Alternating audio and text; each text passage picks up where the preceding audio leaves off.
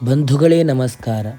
ಈ ಹಿಂದೆ ನೋಡಿದಂತೆಯೇ ರಾಜನು ಋಷಿಯ ಮುಂದೆ ಮಹಾಮಾಯೆ ಯಾರು, ಅವಳ ಉತ್ಪತ್ತಿ ಹೇಗೆ ಎನ್ನುವಂತಹ ಪ್ರಶ್ನೆಯನ್ನು ಮುಂದಿರಿಸಿದಂತಹ ಸಂದರ್ಭದಲ್ಲಿ ಋಷಿಯು ಈ ರೀತಿಯಾಗಿ ನುಡಿಯುತ್ತಾನೆ. ಋಷಿರುವಾಚ ನಿತ್ಯೈವ ಸಾ ಜಗನ್ಮೂರ್ತಿಸ್ತಯಾ ಸರ್ವಮಿದಂ ತತಂ ತಥಾಪಿ ತತ್ಸಮುತ್ಪತ್ತಿರ್ಬಹುಧಾ ಶೂಯತಾಂ ಮಮ ದೇವಾನಾಂ ಕಾರ್ಯಸಿದ್ಧ್ಯರ್ಥಮಾವಿರ್ಭವತಿ ಸಾ ಯದಾ ಉತ್ಪನ್ನೇತಿ ತದಾ ಲೋಕೆ ಸಾ ನಿತ್ಯಾಪ್ಯಭಿಧೀಯತೆ. ಋಷಿಯು ಹೇಳುತ್ತಾರೆ, ವಿಶ್ವರೂಪಿಣಿಯಾದ ಅವಳು ನಿತ್ಯಳೆ. ಈ ಜಗತ್ತೆಲ್ಲವೂ ಅವಳಿಂದ ವ್ಯಾಪ್ತವಾಗಿದೆ. ಹಾಗೆ ನಿತ್ಯಳಾಗಿದ್ದರೂ ಅವಳು ಬಹುವಿಧವಾದ ಉತ್ಪತ್ತಿಯನ್ನು ಹೇಳುವ ನನ್ನ ವಚನವನ್ನು ಆಲಿಸು.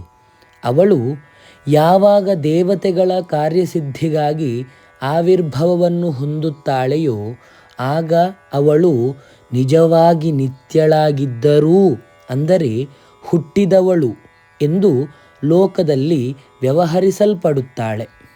ಯೋಗ ನಿದ್ರಾಂ ಯದಾ ವಿಷ್ಣುರ್ಜಗತ್ಯೇಕಾರ್ಣವೀಕೃತೆ ಆಸ್ತೀರ್ಯಶೇಷಮಭಜತ್ ಕಲ್ಪಾಂತೆ ಭಗವಾನ್ ಪ್ರಭುಃ ತದಾ ದ್ವಾವಸುರೌ ಘೋರೌ ವಿಖ್ಯಾತೌ ಮಧುಕೈಟಭೌ ವಿಷ್ಣುಕರ್ಣಮಲೋದ್ಭೂತೌ ಹಂತುಂ ಬ್ರಹ್ಮಾಣಮುದ್ಯತೌ. ಕಲ್ಪದ ಕೊನೆಯಲ್ಲಿ ಜಗತ್ತೆಲ್ಲವೂ ಜಲಮಯವಾದಾಗ ಭಗವಂತನು ವಿಶ್ವದೊಡೆಯನೂ ಆದ ಮಹಾವಿಷ್ಣುವು ತನ್ನ ಹಾಸಿಗೆಯಾದ ಆದಿಶೇಷನನ್ನು ಹಾಸಿಕೊಂಡೇ ಯೋಗನಿದ್ರೆಯನ್ನು ಹೊಂದಿದನು. ಆಗ ವಿಷ್ಣುವಿನ ಕಿವಿಗಳ ಮಲದಿಂದ ಜನಿಸಿ ಮಧುಕೈಟಭ ಎಂಬ ಪ್ರಸಿದ್ಧರಾದ ಇಬ್ಬರು ಘೋರ ರಾಕ್ಷಸರು ಬ್ರಹ್ಮನನ್ನು ಕೊಲ್ಲಲು ಉದ್ಯುಕ್ತರಾದರು.